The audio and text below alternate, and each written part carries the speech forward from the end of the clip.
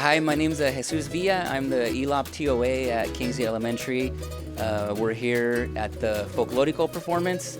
The Folklorico program is something that we put on together with the district. It's part of our ELOP Partners program, and they're just contracted by the district, these organizations, and they come to our school and they teach.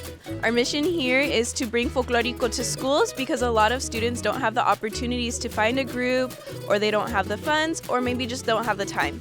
So we're bringing the Folklorico programs to them at the school sites after school.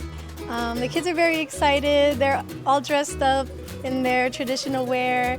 We've worked hard over the past 6 weeks, and yeah, the kids are really excited, and you can see how much the program really feeds to the kids. Thanks to Tim Gloudman and Alec Hobbs for providing us with the ELOP partners for all the different sites, and couldn't do this without them.